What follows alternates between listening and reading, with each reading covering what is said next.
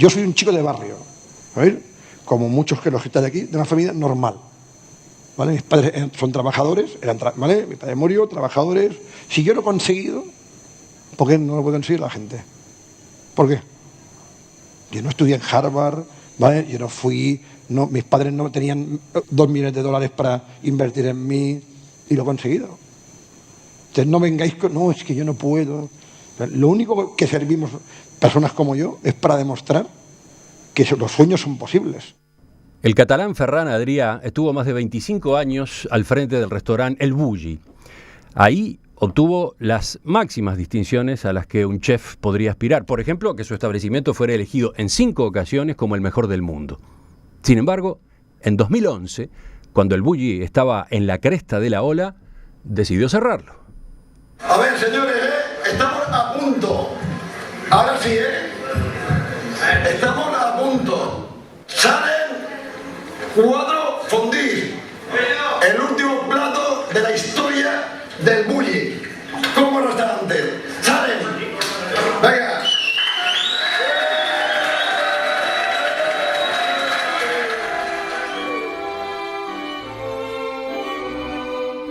Pero la historia de este cocinero, lejos de terminarse, evolucionó.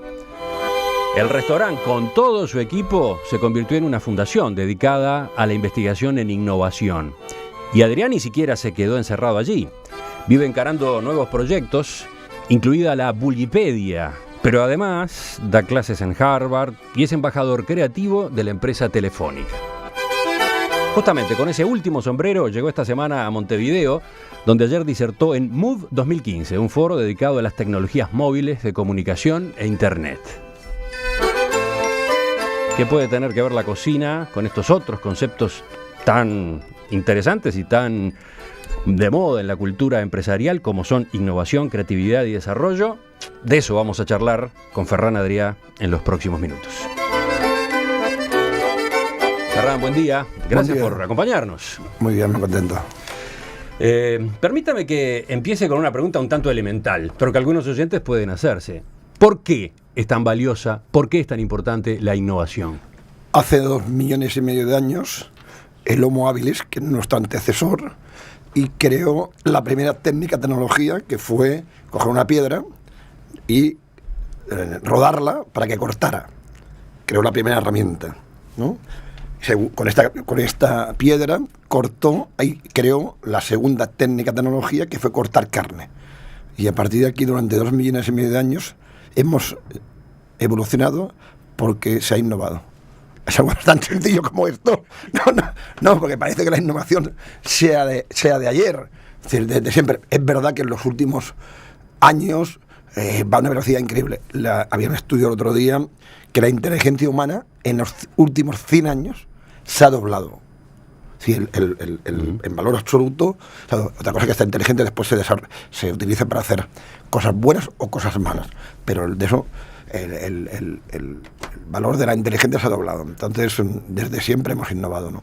Usted sostiene, sin embargo, que en esta materia no hay recetas. Lo dijo ayer, lo advirtió ayer apenas empezó su charla en el LATU. Sí, entonces, ¿por dónde puede resultar útil su aporte en las conferencias, en las apariciones públicas en general? Muy bien, porque yo explico mi caso, el caso del Bulli. Te lo explico y tú, cualquier persona que nos esté escuchando, dirá, mira, de todo lo que le ha pasado al Bulli, yo puedo aportar a mi negocio, o quiero montar un negocio, a lo que quiero montar, una parte. Fíjate que tuviéramos bien ordenados los 50 casos de éxitos en diferentes disciplinas. Fíjate, en el mundo del periodismo digital, por ejemplo, ¿cuál es el modelo de periodismo digital rentable? Ponte Financial Times, Star Wars Journal. Bueno, ¿y por qué ha sido? Y se hace un estudio, y 50 casos de éxito. Hombre, sería fantástico, ¿no? Que en una semana tú pudieras ver, mira, en este ha habido pasión, en el otro no ha habido pasión, tal. Te haces una idea y después tú decides. Es decir, tú tienes que ser tu gurú. El problema que hay es cuando sale una persona, hay que hacer las cosas así. Oye, ¿qué dice? Oye, en su caso. Pero... No, pero es que lo digo porque yo sé que no es... La gente esperaría, no, tal... Yo he ido a tantas conferencias sobre innovación que he salido de... ¿Pero qué dice este señor? Ahora, usted dice que está cansado de hablar de Adrià Ferrà. Sí, sí, hombre, jefe. Y habla todo el tiempo de Adrián Ferrá. Sí, no. A ver, te quiero decir, es normal que esté cansado, ¿no? Esté cansado de mí, ¿no? Cuando me veo en la prensa tal, pues sí. Pero bueno, yo me tengo por buena persona, entendiendo que es imposible, no es 100% de honestidad y ética en una sociedad como la actual. Entonces, mira, procuro hacerlo bien, sabiendo que hoy el mundo es incontrolable, no que las redes sociales, la prensa, y sí, entiendo yo también, creamos una información diaria que puede crearnos una locura absoluta, y procuro llevarlo bien ahí, ¿no? Ahí entre estos océanos que es la sociedad actual, y levantándome por la mañana. También ha señalado que las entrevistas, concede muchas entrevistas, lo ayudan a usted. Mucho, mira, por ejemplo, como habéis empezado la entrevista, esto es una manera creativa de empezar la entrevista. A mí me hacen 1000 entrevistas al año. 1000. Y una entrevista es una creación, que esto es algo que en el mundo del periodismo, mis mejores amigos son periodistas. ¿No? Entonces tengo mucha relación. No tenéis, el mundo del periodismo, el concepto que hacéis creación. No habláis cuando habláis de no se habla en esos términos. No, para nada. Pero en el fondo es así. ¿Cómo? Absolutamente. Perdona, tú puedes empezar una entrevista al uso, cogiendo una frase de una conferencia que hemos hecho o acabando tal. Me ha recordado a Charlie Ross, que es uno de los grandes entrevistadores para mí que hay en el mundo, que es una persona que tiene mucha creatividad y que hace entrevistas muy creativas. Entonces perfectamente se puede crear. Entonces me sirven para sintetizar. El problema que tenemos que estamos en tantos proyectos que me cuesta sintetizar. Además yo soy muy disperso en el sentido que tengo 1000 cosas en la cabeza, y entonces me ayudáis un poco a ordenar todo esto. Vayamos entonces a su experiencia personal. ¿Cómo llegó al mundo de la cocina? Esa no era su vocación inicial. Pues claro, fíjate que yo voy, señores, ¿no? Ahora voy a la Universidad La Católica a hacer una conferencia. A las 9. Sí, señores. Pasamos el aviso por si alguno no se enteró. Señores, mire, ¿sabéis qué tenéis que hacer, no? Tenéis que hacer algo que no te guste, que no tenga ningún interés. Tú empiezas tu carrera, ¿no? Por suerte, ¿no? Pones lanzas una moneda, a ver, el trabajo que me toca, pues mira, voy a ir de bombero. Voy a estar 6 meses de bombero porque me quiero pagar unas vacaciones para irme, ¿no?, a la Punta del Este. Fíjate, ¿no? Pues esto fue lo que me pasó. Yo estaba estudiando para hacer empresariales, y para pagarme unas vacaciones a Ibiza busco un trabajo, pero clásico trabajo de chico joven, y el primero que encontré fue de fregar platos, pero podía haber encontrado cualquier cosa. Y ese fue su primer vínculo con la restauración, sí, como le dicen ustedes los españoles. Exacto. No me gustaba comer, bueno, como un chico normal, ¿sabes? Ni cocinar, era un chico normal. Entonces tú fíjate, solo esto busca en tu memoria ahora una persona que haya tenido un éxito como hemos tenido nosotros en el Bulle, que no ha querido ser, ¿no?, lo que ha conseguido ser. Es que yo, mira que le doy vueltas y vueltas, y nos costaría encontrar, porque la gente tiene una vocación, ¿no? Desde joven empieza, yo quiero ser esto, tal. En mi caso, no. Y seguro que se lo subimos, es el éxito, es uno de los motivos del éxito. ¿Sabes por qué? Porque me pregunté siempre el porqué. O sea, al no ser mi mundo, me pregunté el porqué. ¿Qué es lo que sucede ahora con el nuevo proyecto que tenemos con Telefónica, por ejemplo, en educación? Entonces, yo no soy del mundo de la educación. Y tenemos un proyecto donde nos estamos preguntando cómo tiene que ser la educación en el futuro gracias al mundo digital Internet. Claro, yo no soy un experto en esto, ¿sabes? Pero como no soy un experto, me pregunto el porqué. Entonces es como un caos, ¿no? Que viene un señor con toda la libertad del mundo, dice, mira, yo me voy a preguntar el porqué. Así que entonces, primero, de casualidad terminó de lavaplatos en un restaurante. Luego, mientras realizaba el servicio militar en la Marina, por sugerencia de otro recluta, empezó a trabajar en el Bulle. Sí. Y ella siguió allí. ¿Y sabes por qué fui, no? El Bulle está en la Costa Brava. Claro. Por bikinis. ¿Sabes? Claro, fíjate, te invitan, ¿no? Te invitan a Costa Brava, ¿vale? Bikinis. Por esto fui, ¿vale? Porque este chico, Fermí Puig, que era muy amigo mío ahora, me dijo, oye, este es uno de los mejores restaurantes que hay en España, tienes que ir, tal. Pero yo tenía 21 años. No estaba convencido de que mi oficio, mi futuro iba a ser la cocina. Fíjate, y con 22 años, por una situación muy extraña, me quedé de jefe de cocina cuando yo venía a hacer un trabajo de jefe de cocina en uno de los grandes restaurantes de España, 22. Y el año siguiente nos quitan, tenemos 2 estrellas Michelin, en España no había ningún 3 estrellas Michelin, que es la máxima categoría, y nos la quitan. Es decir, el primer año ya fue un fracaso total, ¿sabes? No. ¿Empezó bien? No, bien, no bien. Es decir, éramos el fracaso. Entonces, por eso digo, tú fíjate que yo explico esto en la conferencia, lo explico, chicos, hay que hacerlo igual, ¿eh? O sea, yo te puedo explicar lo que me pasó, pero es que es imposible, ¿no? Un caso como el nuestro. Entonces, esta parte, seguramente de la película, mejor que no la adoptes, porque 99,99% de las veces no funcionaría. ¿Qué es lo que hacen las escuelas de negocio? Las grandes escuelas de negocio que estudian al caso del bullying, cuando llegan al final dicen, es que no tienen ninguna lógica. No tiene ninguna lógica. Porque además en el camino está que usted se convirtió en propietario del restaurante. Año 90 con mi socio, Juli Soler, que el pobrecito murió hace 4 meses. Sí, pero nos daba igual. Estuvimos 14 años sin ganar dinero. Ah, de eso me gustaría charlar. Del 84 al 98. No. Hoy en día no pueden mentir, porque está internet. Y lo digo en serio, ¿eh? Porque te fíjate que cualquier persona... ¿Vale? Nos puede estar oyendo que dice si o viendo. O el señor Fernández iba allí con un deportivo, como que no ganaban dinero. No, nosotros... Cuando se habla de deportivo, quiere decir autodeportivo, vehículo deportivo, ¿no? Exacto. Y éramos súper felices. Súper felices. Y hacíamos lo que nos daba la gana. Increíblemente, ¿no? Llegando a final de mes, que no llegábamos para pagar los salarios, éramos igual de felices que ahora. Ahora, ¿y por qué en determinado momento resolvió convertirse en un artista de la cocina? ¿Cómo se dio ese salto? Yo no me considero artista, ¿eh? No lo digo, te entiendo. A ver, el arte este es un tema que teníamos una reflexión de una hora. De otra manera, se lo pregunto, ¿cómo llegó a la decisión de convertir al restaurante en un taller de experimentación? A ver, fue sin darme cuenta. La gran revolución fue en 94-97. Y hacemos un movimiento que hoy en día es consensuado, que es disruptivo, que rompe. Y esto en la historia de la cocina ha pasado poquísimas veces. Y rompemos. No nos dimos cuenta.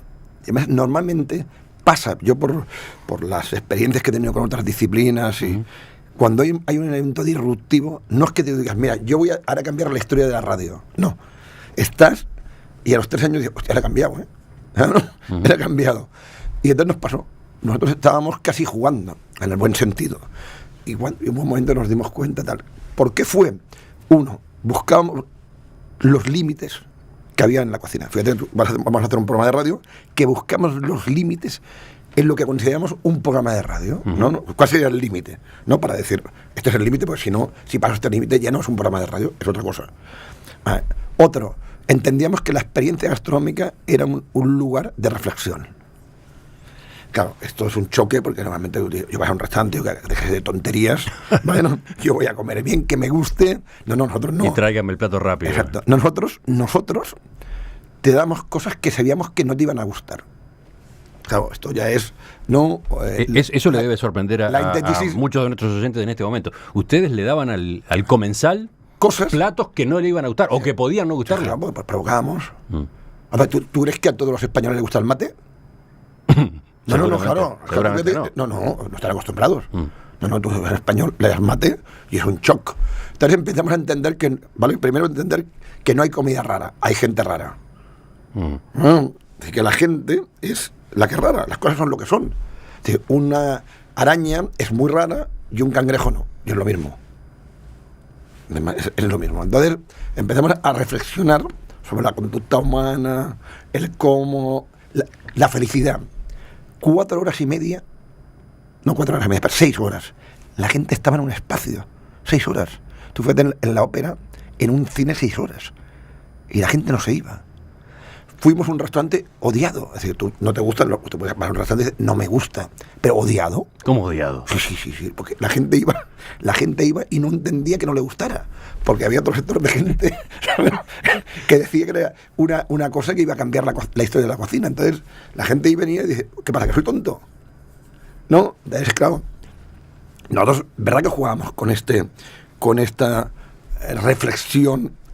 Entonces, claro, esto es un concepto no gastronómico, es otra historia, que es el gran valor del bulli, donde 50, 100, 200 años, fue esto, porque anteriormente en la historia ni en los excesos del 600, 700, 800, cuando habían cosas increíbles en la aristocracia y tal, se hizo esta reflexión, se hacían cosas para que te gustaran.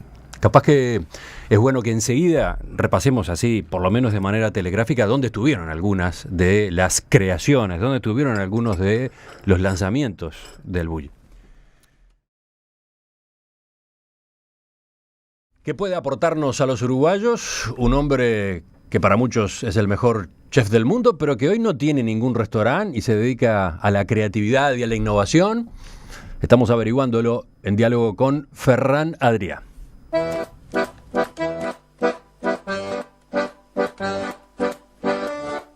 Durante más de 25 años estuvo al frente de El Bulli, un restaurante que fue elegido en varias ocasiones como el número 1 del planeta.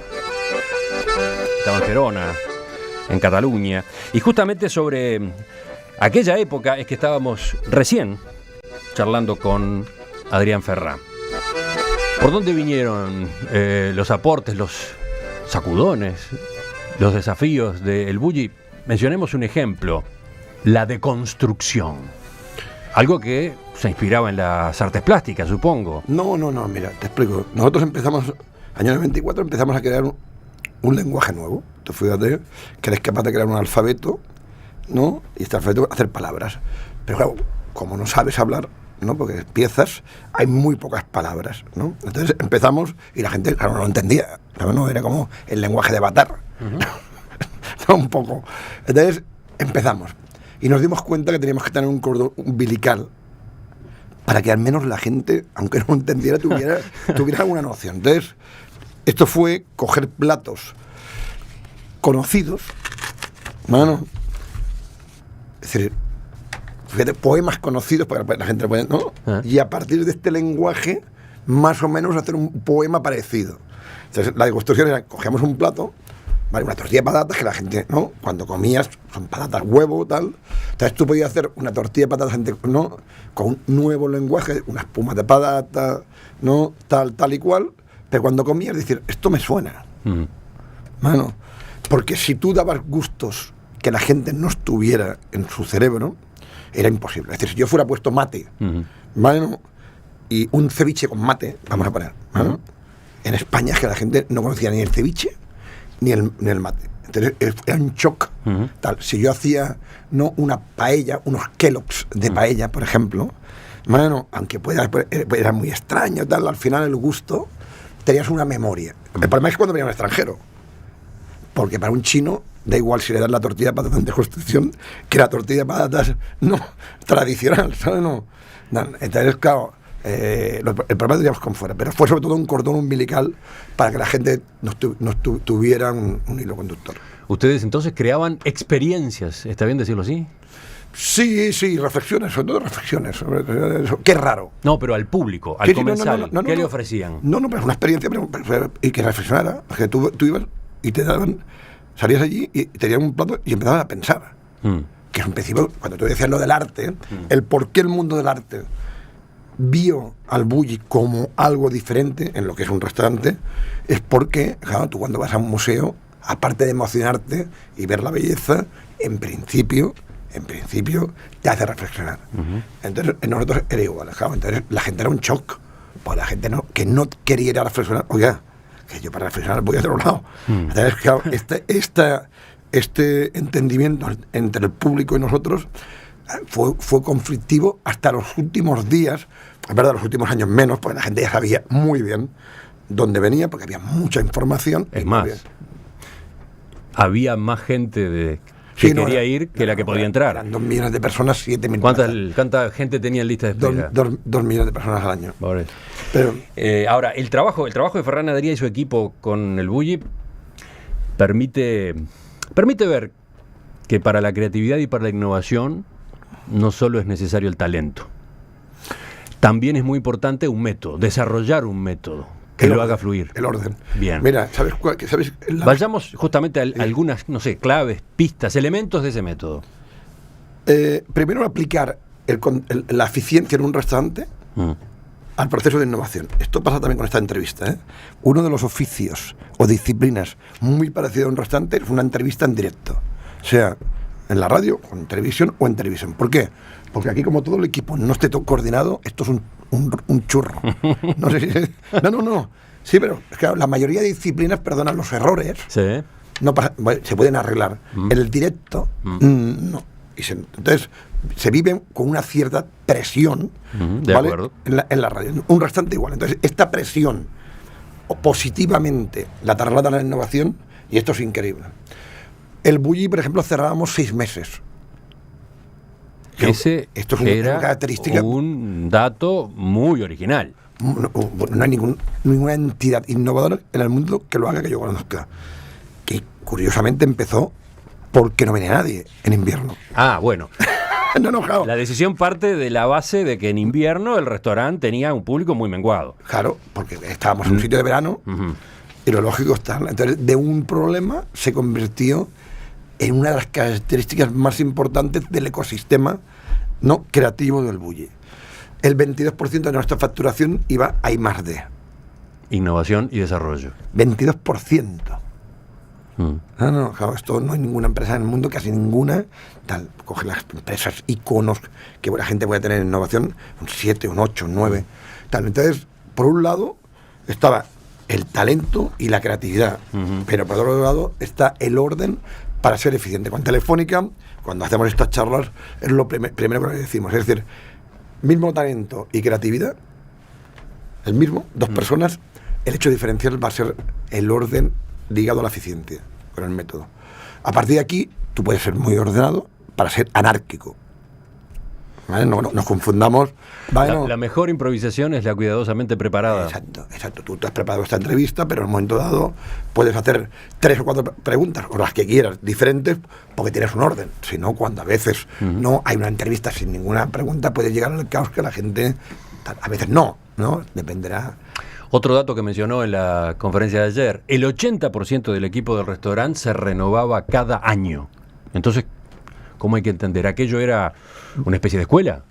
No, aquello, el 80% se hacía porque hasta 6 meses no podíamos soportar a toda la plantilla en el equipo. Es imposible pagarle todo. Pero también, aquello era tan duro, 6 meses, de verdad que eran 16 horas, con una presión increíble, porque las personas que venían al Bulli esperaban que fuera el día más increíble de su vida.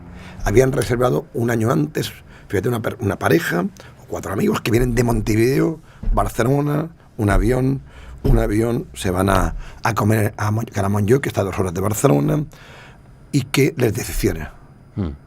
Mano, es un fracaso. Podía no gustarle, cuidado. Fíjate, te estoy diciendo. Pero no lo podemos decepcionar en el sentido de decir, bueno, ¿esto qué es? Mano, esto es una cosa diferente. Me han dicho que es una cosa diferente, en verdad es diferente. Entonces, esto se trasladaba al equipo. Que tenía que trabajar muy duro, además. Sí. ¿Cuántas horas? El equipo de arriba, 15 y 16. 15, 16 horas. Pero no trabajamos por 15, 16 horas. Que la gente no entienda que esto era trabajo, esto era pasión. Esto era una manera de entender la vida. Éramos 70 personas donde que todos creían que estaban cambiando el mundo. No la cocina, no. El mundo. Ten en cuenta que no el Bulli, ni Ferran Adrià. Una generación de cocineros hemos cambiado bastantes cosas en la sociedad. Por ejemplo, mira, hoy en día con el boom de la gastronomía y de la cocina en el mundo, los hombres están entrando en la cocina. Lo que esto está ayudando mucho, bueno, en una relación, ¿no?, hombre-mujer mucho más equitativa. Y no estoy hablando en broma. Gracias a esto tal. Los niños, bueno, hoy en día en Barcelona la gente está admiradora de Luis Suárez como de un cocinero. Pero nos entendemos. Entonces, los niños se están preocupando de la salud, alimentación sana, en un momento tan complicado tal. Entonces, claro, lo que estaban haciendo allí los chicos, ellos creían que de verdad iba a ser importante. Y esto lo que les hacía que no hubieran horas, tal, y después ser felices, es decir, ver a la gente feliz. ¿Y después qué? Ver a la gente feliz. Ajá. Las 50 personas que venían te decían, este es el día más feliz de mi vida. Entonces, claro, esto te ilusionaba, ¿no? Ahora, usted ha confesado que si usted hubiese tenido hijos, seguramente no habría podido hacer lo que hizo. No. ¿Qué conclusión hay que sacar? Sí, es así de duro. ¿No? Mira, yo tengo estos últimos 3 años de mi vida. Mi papá murió el año pasado. Mi mamá está en una silla de ruedas. Mi socio murió hace 4 meses. y mi suegra está también enfermita en casa, ¿vale? Fíjate, esto me obliga a que los sábados y domingos con mi mujer estemos en Barcelona. Y esto me obliga, porque el sábado y domingo me voy a trabajar al Bulli Lab, bueno, allá yo solo, tranquilo. 2 días míos solos, sin tener nada, ni un teléfono y tal, es como 2 semanas cuando estoy funcionando normalmente, ¿sabes? No. Claro, estos 3 años, todos los fines de semana, la Navidad, el verano, que no he podido irme porque he querido estar con mi familia, bueno, en los momentos duros, me han permitido hacer esto que estoy haciendo. Ya sé que, y esto la gente puede decir, ¿qué dices? Sí, cada persona que hace un proyecto tiene su vida, y todas las personas tienen problemas, tenemos una vida personal y tal. Entonces, esto te va a marcar. En el Bulli, cuando fue el momento dulce, todos éramos solteros. Todos, no había un casado. Cuando la gente se empezó a casar, como es lógico, ¿vale? Ya teníamos otra cosa, ¿no?, en qué soñar, que era su familia. Eso habla de los sacrificios que están detrás del trabajo de innovación. No todo es un toque de genialidad y nada más. Esto es una tontería, perdona. Esto de la genialidad, todo esto es una tontería increíble. No, yo no he visto nunca, ¿eh? Yo he tenido la suerte de trabajar desde Frank Gehry a Norman Foster, a Philip Starr, a los grandes creadores, no, que yo conozco, es que no he visto ninguno que no trabaje mucho, ¿eh? ¿Y alguna pista más a propósito de cómo se fomenta la creatividad? ¿Cómo se genera ese ecosistema proactivo para la innovación? Uno de los temas es no darle importancia a lo que haces. Ajá. No, aquello. Vamos a crear como vamos a limpiar la cocina, ¿no? Cuando nosotros le dábamos mucha importancia a veces, que se nos subieron un poquito los humos, ¿sabes? ¿No? Cuando sabíamos aquello, pues decíamos, ¿pero qué dices? Pero si al final no pasa nada, ¿eh? No pasa nada, porque al fin, es verdad. Es decir, el mundo puede perfectamente no funcionar sin nuestras creaciones.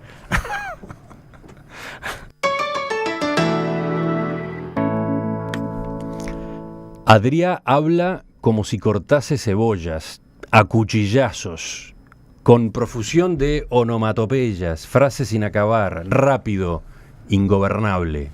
El problema que tengo es que mi mujer se enfada mucho porque cuando hablo con ella dice, estás pensando en otra cosa. Ojo, esta descripción no es mía, es de Carlos Marcos del País de España en una entrevista en febrero de este año. Y viene a cuento porque de reojo, mientras usted hablaba, yo miraba mensajes de los oyentes y hay algunos que dicen, pero qué entreverado, qué cerrado. Sí, pero el problema es el problema es que hay tantas cosas que explicar, ¿no?, que en una entrevista... Y fíjate, tenemos una entrevista larga aquí, ¿no? Es un problema y... ¿La cabeza va más rápido que la boca? Sí. ¿Algo de eso? Sí, pero bueno, es lo que hay, ¿eh? No voy a cambiar. ¿Sabes? Esto, lo siento, pero después de 53 años no voy a cambiar, ¿no? Cuando a veces me lo han dicho, oiga, pero usted tendría que ir más tranquilo. Digo, si fuera más tranquilo y igual no fuera conseguido lo que he conseguido, ¿no? Es lo que hay y todo, y lo veo como una característica... Y que sí que es como, mira, no hablo inglés y me encantaría hablar inglés, ¿no? Hay cosas en la vida que son como son y no te preocupes. Dos o tres puntos más para completar esta conversación. Hablemos del cierre. El cierre de El Bulli, algo para muchos absolutamente desconcertante. Usted ha dicho que ese fue el día más feliz de su vida. Profesional. De la vida profesional. Sí. ¿Por qué? Porque sabíamos que íbamos a continuar. ¿Sabes? No. Iban a renacer, sí, a reconvertirse. Sí, mira, han explicado de muchas maneras esta decisión, pero hay una muy bonita que es: cortas un árbol o una planta, para que rebrote otra vez. Nosotros lo que hicimos fue cortarla para que dejemos las raíces. Bueno, y está rebrotando. Y se está transformando en una planta que no tiene nada que ver con lo que era antes. Ahora, usted señaló ayer que tomaron esa decisión porque vieron venir el futuro, que con el desarrollo vertiginoso de Internet un restaurante como El Bulli no podría perdurar. No solo Internet, sino muchas cosas más. Sí, fui a este programa de radio, que sé que tiene mucho éxito. ¿Cuándo decidirás? Bueno, el que es el fin. Si lo decides cuando estás cayendo, has fracasado. Bueno, tienes que adelantarte, porque en la vida es imposible, no hay nada. analiza, ni los mejores periodistas, ni los mejores cocineros, ni los mejores artistas, tal, necesitan una ruptura, necesitan rupturas. El cuándo lo haces es importantísimo y lo tienes que hacer antes de que venga el tsunami. Porque si ¿Y cuál era el tsunami para el Bulli? No, pues mira, la gente estaba cansada del éxito del Bulli. Había una frustración violenta. Ajá. Sí, tú fíjate que, para que la gente nos pueda entender, el Bulli había ganado 15 Champions Leagues seguidas. Tú fíjate que un equipo, cualquier equipo, ¿no?, en fútbol, ganará 15 veces la Champions League. Al final ya, obviamente estoy cansado, esto no tiene sentido, y había una frustración violenta. Después habíamos llegado a un momento que a nivel de formato nos empezaba a faltar libertad. Uh-huh.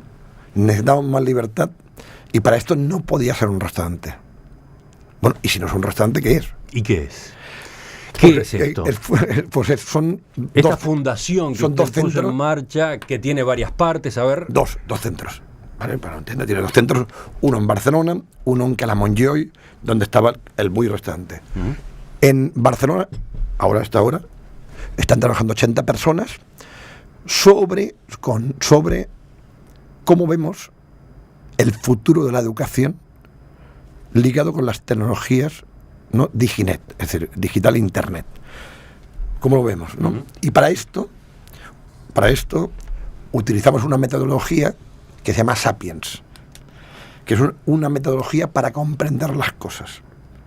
Porque uno de los problemas que tenemos hoy en día con este exceso de información y sobre todo el mundo digital y el mundo de internet es que cuando tú entras, ¿no?, a Google, ¿cómo busco? Uh-huh. Es un océano, no un océano, es el sistema solar con un orden caótico. Uh-huh. Bueno, sin orden.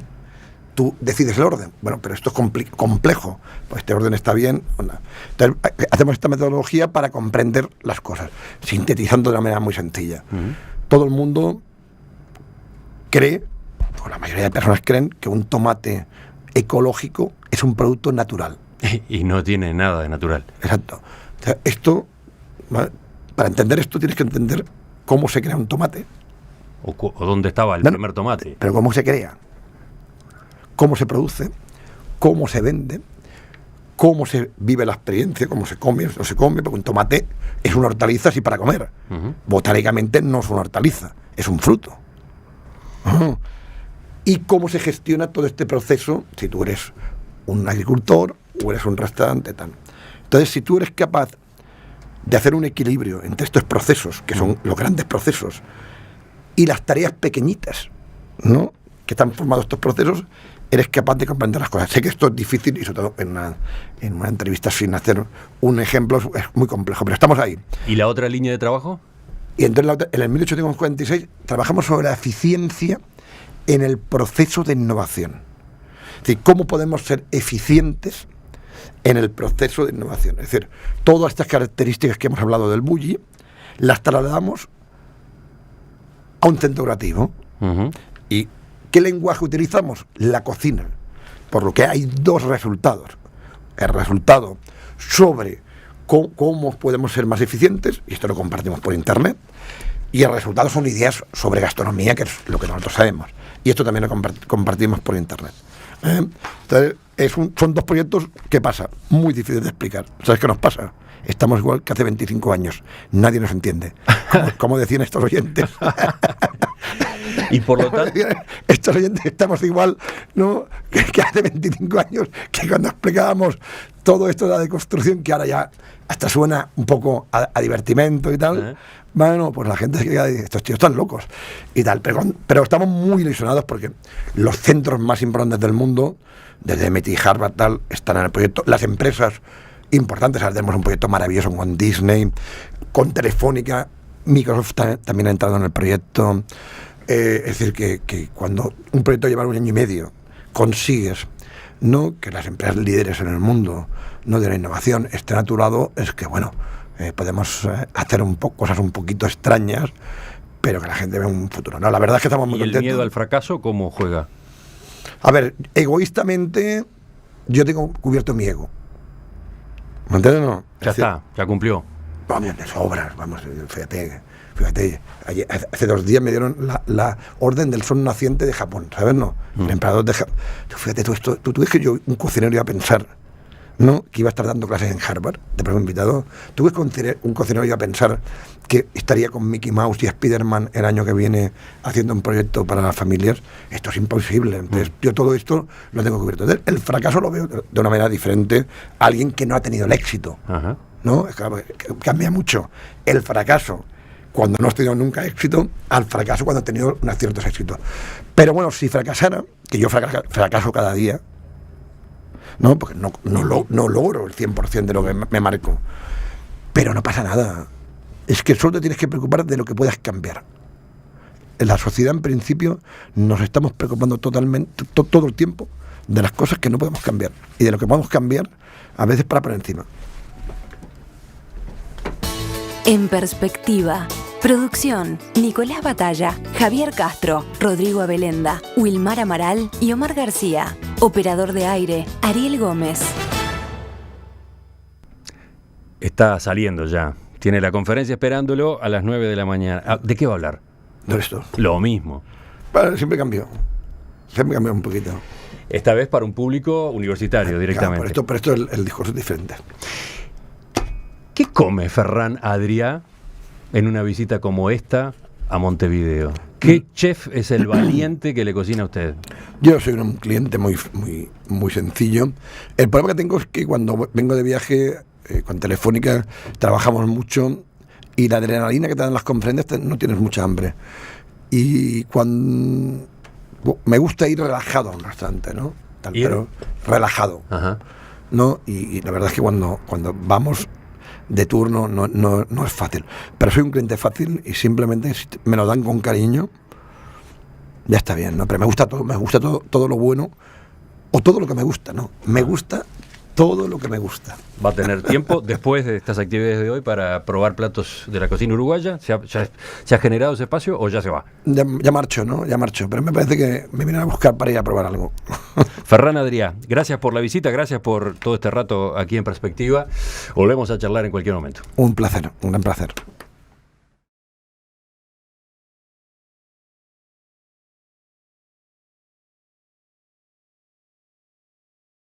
Cuando nosotros le dábamos mucha importancia a veces, que se nos subieron un poquito los humos, ¿sabes? ¿No? Cuando sabíamos aquello, pues decíamos, ¿pero qué dices? Pero si al final no pasa nada, ¿eh? No pasa nada porque al fin, es verdad. Es decir, el mundo puede perfectamente no funcionar sin nuestras creaciones.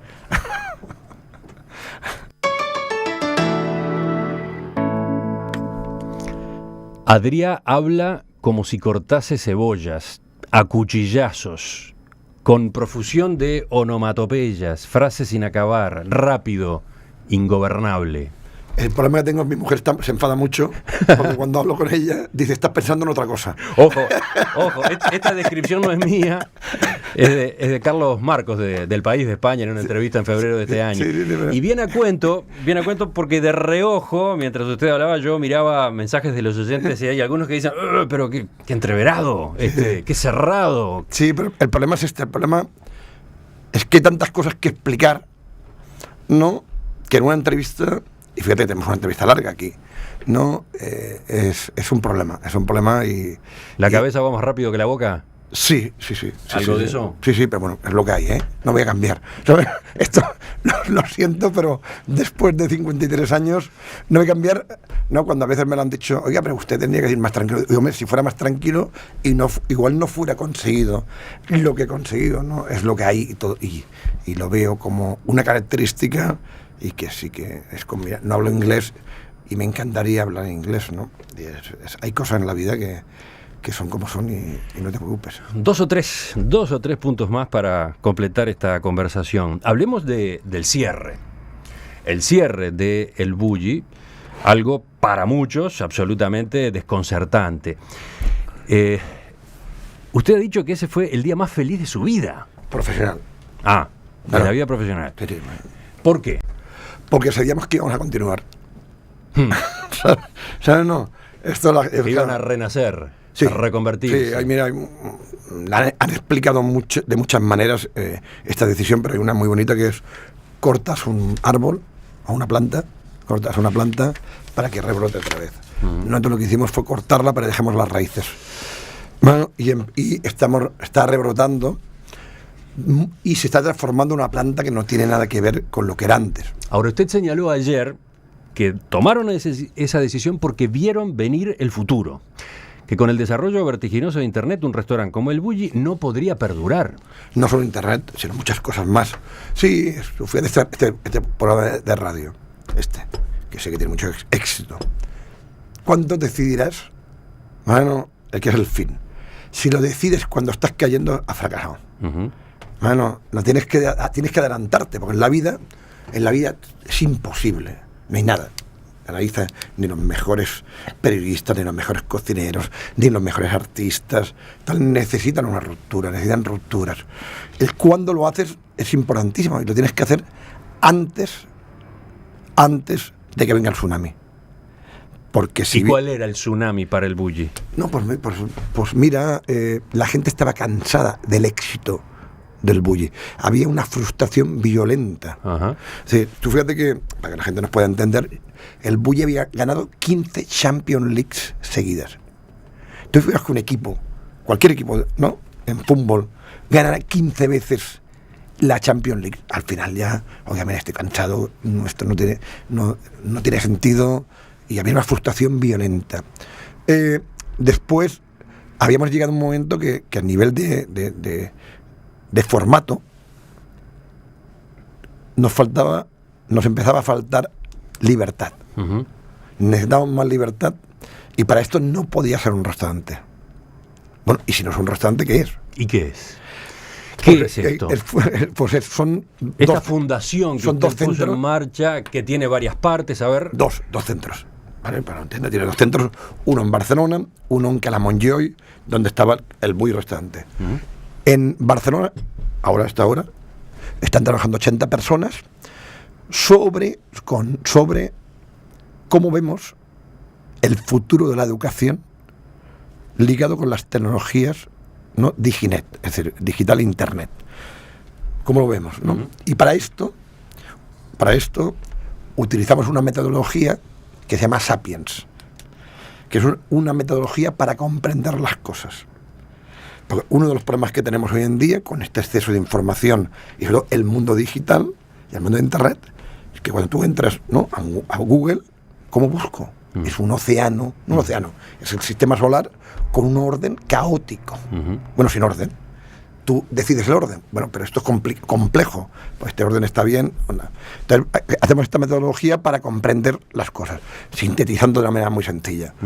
Todo el mundo cree, o la mayoría de personas creen, que un tomate ecológico es un producto natural. Y no tiene nada de natural. Exacto.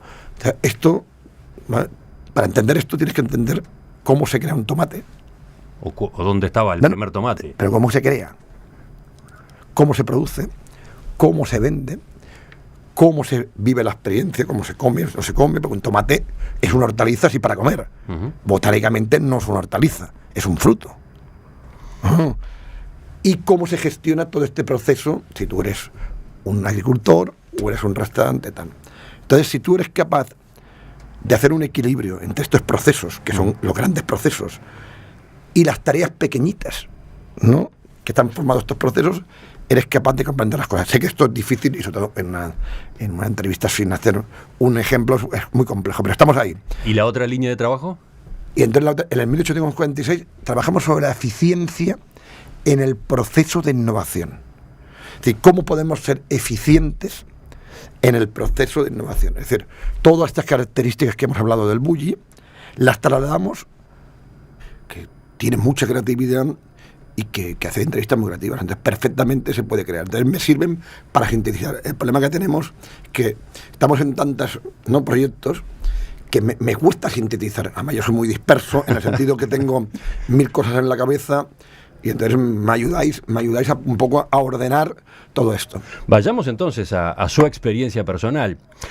¿Cómo llegó al mundo de la cocina? Esa no era su vocación inicial. Pues claro, fíjate que yo voy Voy, señores, ¿no? Ahora voy a la Universidad la Católica a hacer una conferencia. A las 9. Sí, señores. Pasamos el aviso por si alguno no se enteró.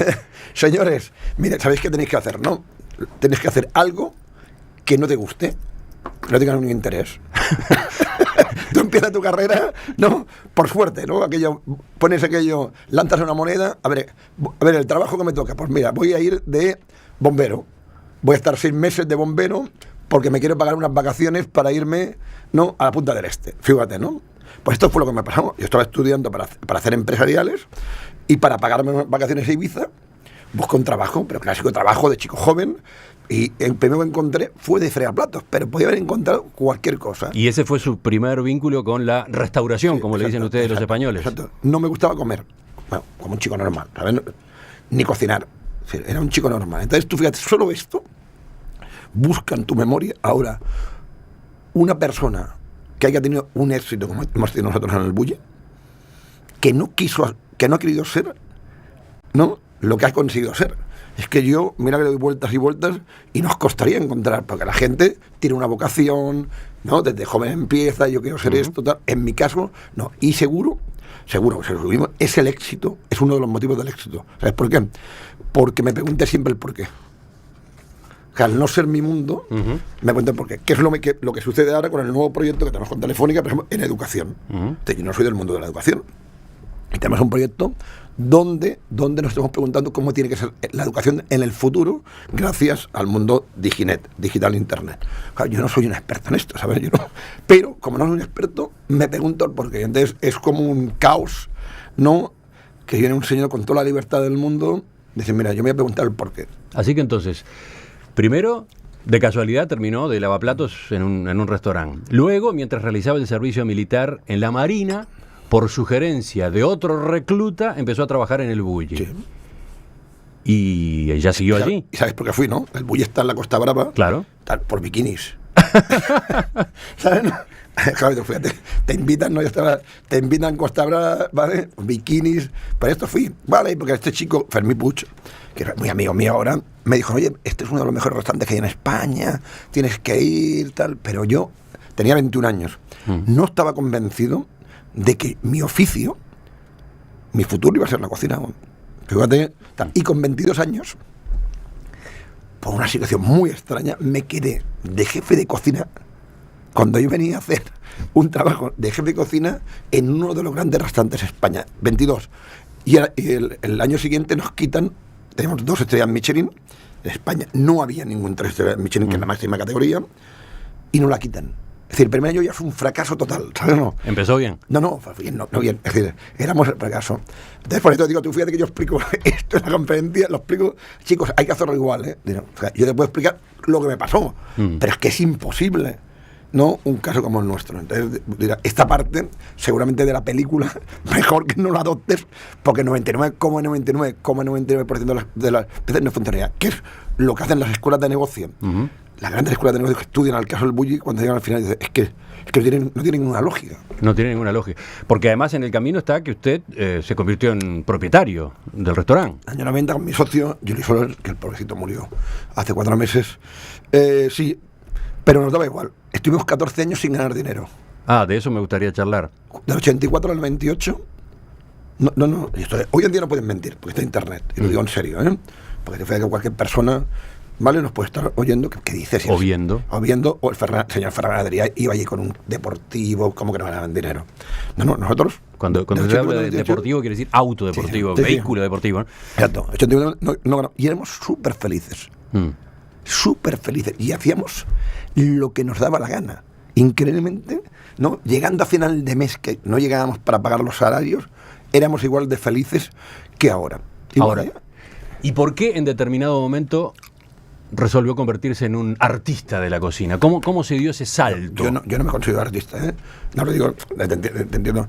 A ver, el arte este es un tema que teníamos una reflexión de una hora. De otra manera se lo pregunto. ¿Cómo llegó a la decisión de convertir al restaurante en un taller de experimentación? A ver, fue sin darme cuenta. La gran revolución fue en 94-97. Y hacemos un movimiento que hoy en día es consensuado, que es disruptivo, que rompe. Y esto en la historia de la cocina ha pasado poquísimas veces. Y rompemos. No nos dimos cuenta además, normalmente pasa, yo por las experiencias que he tenido con otras disciplinas, y cuando hay un evento disruptivo, no es que te digas, mira, yo voy a ahora cambiar la historia de la radio. No, estás y a los 3 años dices, hostia, era cambiado, ¿eh? Era cambiado. Y entonces nos pasó. Nosotros estábamos casi jugando, en el buen sentido. Y en un momento nos dimos cuenta, tal. ¿Por qué fue? Uno, buscábamos los límites que había en la cocina. Fíjate, vamos a hacer un programa de radio que buscamos los límites en lo que consideramos un programa de radio, ¿no? ¿Cuál sería el límite? ¿No? Para decir, este es el límite, porque si no, si pasas este límite ya no es un programa de radio, es otra cosa. Otro, entendíamos que la experiencia gastronómica era un lugar de reflexión. Claro, esto es un choque porque normalmente yo vas a un restaurante, yo dejes de tonterías, bueno, yo voy a comer bien, que me guste. No, nosotros no. Y tráigame el plato rápido. Exacto. Nosotros te damos cosas que sabíamos que no te iban a gustar. Claro, esto ya es... no. Eso le debe sorprender a muchos de nuestros oyentes en este momento. ¿Ustedes le daban al comensal? Yo soy un chico de barrio, ¿sabes? Como muchos que los que están aquí, de una familia normal. ¿Vale? Mis padres son trabajadores, ¿vale? Mi padre murió, trabajadores. Si yo lo he conseguido, ¿por qué no lo puede conseguir la gente? ¿Por qué? Yo no estudié en Harvard, ¿vale? Yo no fui, mis padres no tenían $2 millones para invertir en mí y lo he conseguido. Entonces no vengáis con, no, es que yo no puedo. Lo único que servimos personas como yo es para demostrar que los sueños son posibles. El catalán Ferran Adrià estuvo más de 25 años al frente del restaurante El Bulli. Ahí obtuvo las máximas distinciones a las que un chef podría aspirar. Por ejemplo, que su establecimiento fuera elegido en 5 ocasiones como el mejor del mundo. Sin embargo, en 2011, cuando El Bulli estaba en la cresta de la ola, decidió cerrarlo. A ver, señores, estamos a punto. Ahora sí, estamos a punto. Salen 4 fondis. El último plato de la historia del Bulli. Como restaurante. Salen. Venga.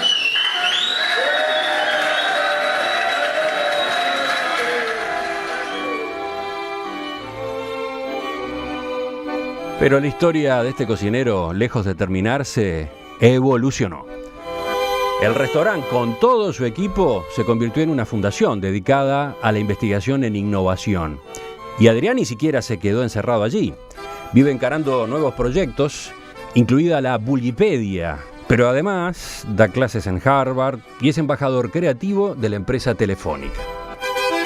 Justamente con ese último sombrero llegó esta semana a Montevideo, donde ayer disertó en Move 2015, un foro dedicado a las tecnologías móviles de comunicación e Internet. ¿Qué puede tener que ver la cocina con estos otros conceptos tan interesantes y tan de moda en la cultura empresarial como son innovación, creatividad y desarrollo? De eso vamos a charlar con Ferran Adrià en los próximos minutos. Ferran, buen día. Gracias por acompañarnos. Muy bien, muy contento. Permítame que empiece con una pregunta un tanto elemental, pero que algunos oyentes pueden hacerse. ¿Por qué es tan valiosa, por qué es tan importante la innovación? Hace 2,5 millones de años, el Homo habilis, que es nuestro antecesor, y creó la primera tecnología, que fue coger una piedra y rodarla para que cortara. Creó la primera herramienta, ¿no?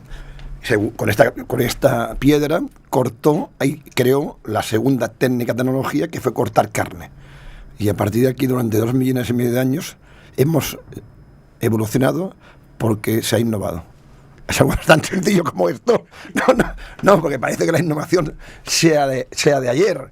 Es decir, desde siempre. Es verdad que en los últimos años va a una velocidad increíble.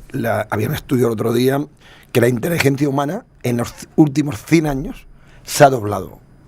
Sí, en valor absoluto. O sea, otra cosa es que esta inteligencia después se utiliza para hacer cosas buenas o cosas malas. Pero de eso, el valor de la inteligencia se ha doblado. Entonces, desde siempre hemos innovado, ¿no? Usted sostiene, sin embargo, que en esta materia no hay recetas. Lo dijo ayer, lo advirtió ayer apenas empezó su charla en el LATU. Sí, entonces, ¿por dónde puede resultar útil su aporte en las conferencias, en las apariciones públicas en general? Muy bien, porque yo explico mi caso. el caso del bully. Te lo explico y tú, cualquier persona que nos esté escuchando, dirá, mira, de todo lo que le ha pasado al bully, yo puedo aportar a mi negocio, o quiero montar un negocio, a lo que quiero montar, una parte. Fíjate que tuviéramos bien ordenados los 50 casos de éxitos en diferentes disciplinas. Fíjate, en el mundo del periodismo digital, por ejemplo, ¿cuál es el modelo de periodismo digital rentable? Ponte Financial Times, Star Wars Journal. Bueno, ¿y por qué ha sido? Y se hace un estudio, y 50 casos de éxito. Hombre, sería fantástico, ¿no? Que en una semana tú pudieras ver, mira, en este ha habido pasión, en el otro no ha habido pasión, tal. Te haces una idea y después tú decides. Es decir, tú tienes que ser tu gurú. El problema que hay es cuando sale una persona, hay que hacer las cosas así. Oye, ¿qué dice? Oye, en su caso. Pero... No, pero es que lo digo porque yo sé que no es... La gente esperaría, no, tal... Yo he ido a tantas conferencias sobre innovación que he salido de... ¿Pero qué dice este señor? Ahora, usted dice que está cansado de hablar de Adrián Ferrá. Sí, hombre, jefe. Y habla todo el tiempo de Adrián Ferrá. Sí, no. A ver, es normal que esté cansado, ¿no? Esté cansado de mí, ¿no? Cuando me veo en la prensa, tal, pues sí. Pero bueno, yo me tengo por buena persona, entendiendo que es imposible, no es 100% de honestidad y ética en una sociedad como la actual. Entonces, mira, procuro hacerlo bien, sabiendo que hoy el mundo es incontrolable. No que las redes sociales, la prensa, y entiendo la red, yo también, creamos una información diaria que puede crearnos una locura absoluta, y procuro llevarlo bien ahí, ¿no? Ahí entre estos océanos que es la sociedad actual, y levantándome por la mañana. También ha señalado que las entrevistas, concede muchas entrevistas, lo ayudan a usted. Mucho, mira, por ejemplo, como habéis empezado la entrevista, esto es una manera creativa de empezar la entrevista. A mí me hacen 1000 entrevistas al año. 1000. Y una entrevista es una creación, que esto es algo que en el mundo del periodismo, mis mejores amigos son periodistas. ¿No? Entonces tengo mucha relación. No tenéis, el mundo del periodismo, el concepto que hacéis creación. No habláis cuando habláis de no creatividad. Se habla en esos términos. No, para nada. Pero en el fondo es así. ¿Cómo? Absolutamente. Perdona, tú puedes empezar una entrevista al uso, cogiendo una frase de una conferencia que hemos hecho o acabando tal. Me ha recordado a Charlie Ross, que es uno de los grandes entrevistadores para mí que hay en el mundo, que es una persona que se pueden arreglar. En el directo, no. Entonces, se vive con una cierta presión, de ¿vale? acuerdo. En la radio. Un restante igual. Entonces, esta presión positivamente la traslada a la innovación, y esto es increíble. El bully, por ejemplo, cerrábamos 6 meses. Esto es una característica. Un dato muy original. No hay ninguna entidad innovadora en el mundo que lo haga que yo conozca. Que curiosamente empezó porque no venía nadie en invierno. Ah, bueno. Claro. La decisión parte de la base de que en invierno el restaurante tenía un público muy menguado. Claro, porque estábamos en un sitio de verano y lo lógico está. Entonces, de un problema se convirtió en una de las características más importantes del ecosistema creativo del bully. El 22% de nuestra facturación iba a I+D. Innovación y desarrollo. 22%. Claro, esto no hay ninguna empresa en el mundo, casi ninguna, tal. Coge las empresas iconos que la gente puede tener en innovación, un 7, un 8, un 9, tal. Entonces, por un lado, estaba el talento y la creatividad, pero por otro lado está el orden para ser eficiente. Con Telefónica, cuando hacemos estas charlas, es lo primero que le decimos, es decir, mismo talento y creatividad, el mismo, 2 personas, el hecho diferencial va a ser el orden ligado a la eficiencia, con el método. A partir de aquí, tú puedes ser muy ordenado para ser anárquico. ¿Vale? No nos confundamos.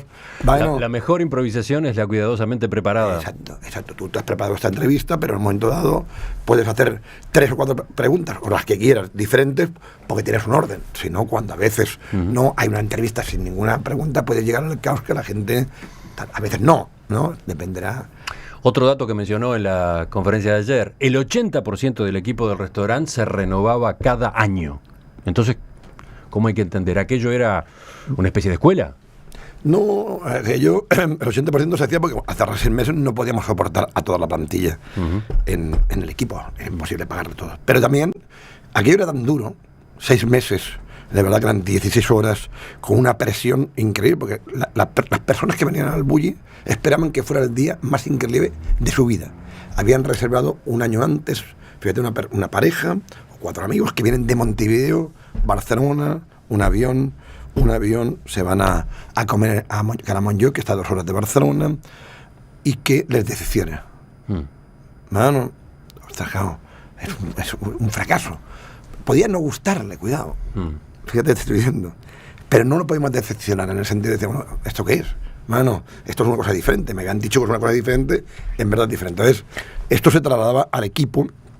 Que tenía que trabajar muy duro, además. Sí, sí. ¿Cuántas horas? El equipo de arriba, 15 y 16. 15, 16 horas. Pero no trabajamos por 15, día. 16 horas. Que la gente no entienda que esto era trabajo, esto era pasión. Esto era manera de entender la vida. Éramos 70 personas donde que todos creían que estaban cambiando el mundo. No la cocina, no. El mundo. Ten en cuenta que no el Bulli, ni Ferran Adrià. Una generación de cocineros hemos cambiado bastantes cosas en la sociedad. Por ejemplo, mira, hoy en día con el boom de la gastronomía y de la cocina en el mundo, los hombres están entrando en la cocina. Lo que esto está ayudando mucho, bueno, en una relación, ¿no?, hombre-mujer mucho más equitativa. Y no lo estoy hablando en broma. Gracias a esto tal. Los niños, bueno, hoy en día en Barcelona la gente está admiradora de Luis Suárez como de un cocinero. Pero nos entendemos. Entonces, los niños se están preocupando de la salud, alimentación sana, en un momento tan complicado tal. Entonces, claro, lo que estaban haciendo allí los chicos, ellos creían que de verdad iba a ser importante. Y esto lo que les hacía que no hubieran horas, tal, y después ser felices, es decir, ver a la gente feliz. ¿Y después qué? Ver a la gente feliz. Ajá. Las 50 personas que venían te decían, este es el día más feliz de mi vida. Entonces, claro, esto te ilusionaba, ¿no? Ahora, usted ha confesado que si usted hubiese tenido hijos, seguramente no habría podido hacer lo que hizo. No. ¿Qué conclusión hay que sacar? Sí, es así de duro. ¿No? Mira, yo tengo estos últimos 3 años de mi vida. Mi papá murió el año pasado. Mi mamá está en una silla de ruedas. Mi socio murió hace 4 meses. Y mi suegra está también enfermita en casa. ¿Vale? Fíjate, esto me obliga a que los sábados y domingos con mi mujer estemos en Barcelona. Y esto me obliga, porque el sábado y domingo me voy a trabajar al Bulli Lab. Bueno, allá yo solo, tranquilo.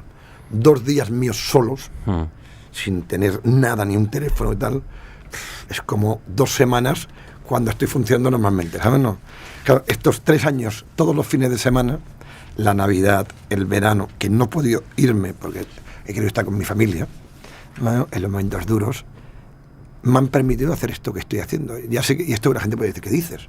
Sí, cada persona que hace un proyecto tiene su vida. Y todas las personas tienen problemas, tenemos una vida personal y tal. Entonces, esto te va a marcar. En el Bulli, cuando fue el momento dulce, todos éramos solteros. Todos. No había un casado. Cuando la gente se empezó a casar, como es lógico, ¿vale?, ya tenía otra cosa, ¿no?, en que soñar, que era su familia. Eso habla de los sacrificios que están detrás del trabajo de innovación. No todo es un toque de genialidad y nada más. Esto es una tontería, perdona. Esto de la genialidad, todo esto es una tontería increíble. No, yo no he visto nunca, ¿eh? Yo he tenido la suerte de trabajar desde Frank Gehry a Norman Foster, a Philip Starr, a los grandes creadores, no, que yo conozco, es que no he visto ninguno que no trabaje mucho, ¿eh? ¿Y alguna pista más a propósito de cómo se fomenta la creatividad? ¿Cómo se genera ese ecosistema proactivo para la innovación? Uno de los temas es no darle importancia a lo que haces. Ajá. No, aquello. Vamos a crear como vamos a limpiar la cocina. ¿No? Platos que no le iban a gustar o que podían no gustarle. Claro, pues provocábamos. A ver, ¿tú crees que a todos los españoles les gusta el mate? No, claro. No están acostumbrados. No, tú eres español, le das mate y es un shock. Entonces empezamos a entender que, ¿vale? Primero entender que no hay comida rara, hay gente rara. Que la gente es la que es rara, las cosas son lo que son. Es decir, una araña es muy rara y un cangrejo no, y es lo mismo. Es lo mismo. Entonces empezamos a reflexionar sobre la conducta humana, el cómo, la felicidad. 4 horas y media, no 4 horas y media, pero 6 horas. La gente estaba en un espacio, 6 horas. Tú fuiste en la ópera, en un cine 6 horas. Y la gente no se iba. Fuimos a un restaurante odiado. Es decir, tú no te gusta, tú puedes ir a un restaurante y dices, no me gusta, pero odiado. ¿Cómo odiado? Sí, porque la gente iba y no entendía que no le gustara. Porque había otro sector de gente, ¿sabes?, que decía que era una cosa que iba a cambiar la historia de la cocina. Entonces, la gente iba y venía y dice, ¿qué pasa, que soy tonto? No, es claro. Nosotros, ¿verdad que jugábamos con esta reflexión? Entonces, claro, esto es un concepto no gastronómico, es otra historia, que es el gran valor del bulli, donde 50, 100, 200 años, puesto que anteriormente en la historia, ni en los excesos del 600, 700, 800, cuando habían cosas increíbles en la aristocracia y tal, se hizo esta reflexión, se hacían cosas para que te gustaran. Capaz que es bueno que enseguida repasemos así, por lo menos de manera telegráfica, dónde estuvieron algunas de las creaciones, dónde estuvieron algunos de los lanzamientos del bulli. ¿Qué puede aportarnos a los uruguayos? Un hombre que para muchos es el mejor chef del mundo, pero que hoy no tiene ningún restaurante y se dedica a la creatividad y a la innovación. Estamos averiguándolo en diálogo con Ferran Adrià.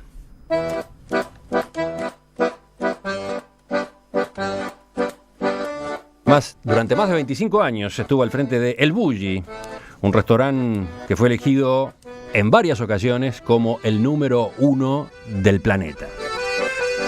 Estaba en Gerona, en Cataluña, y justamente sobre aquella época es que estábamos recién charlando con Adrián Ferrán.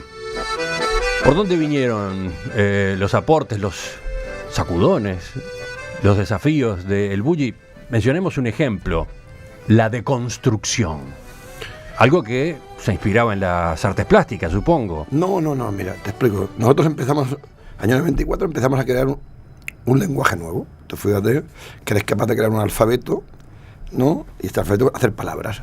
Pero claro, como no sabes hablar, ¿no?, porque empiezas, hay muy pocas palabras, ¿no? Entonces empezamos y la gente, claro, no lo entendía. No, era como el lenguaje de Avatar. No, un poco. Entonces empezamos y nos dimos cuenta que teníamos que tener un cordón umbilical para que al menos la gente, aunque no entendiera, tuviera alguna noción. Entonces, esto fue coger platos conocidos, bueno, es decir, fíjate, poemas conocidos para que la gente lo pueda, ¿no? Y a partir de este lenguaje, más o menos hacer un poema parecido. Entonces, la deconstrucción era, cogíamos un plato, ¿vale?, una tortilla de patatas que la gente, ¿no?, cuando comías, son patatas, huevo, tal. Entonces tú podías hacer una tortilla de patatas, ¿no?, con un nuevo lenguaje, una espuma de patata, ¿no?, tal y cual, pero cuando comías decir, esto me suena.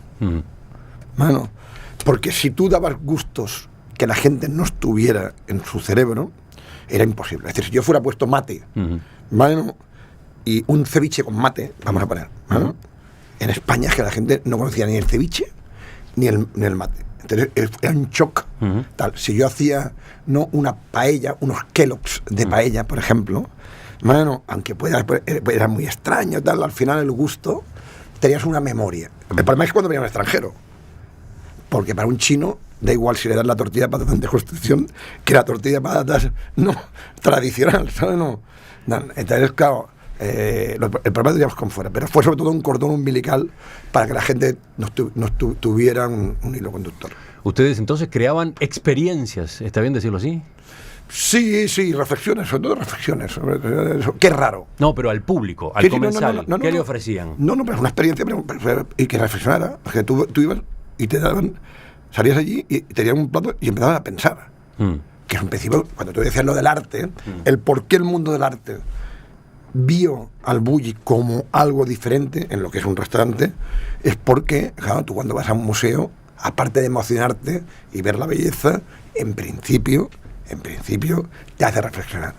Entonces, nosotros era igual, claro. Entonces la gente era un shock, pues la gente que no quería ir a reflexionar. Oiga, que yo para reflexionar voy a otro lado. Entonces, claro, este entendimiento entre el público y nosotros fue conflictivo hasta los últimos días, es verdad, los últimos años menos, porque la gente ya sabía muy bien dónde venía, porque había mucha información. Es más, había más gente que quería ir que la que podía entrar. Eran 2 millones de personas, 7.000. ¿Cuánta gente tenía en lista de espera? 2 millones de personas al año.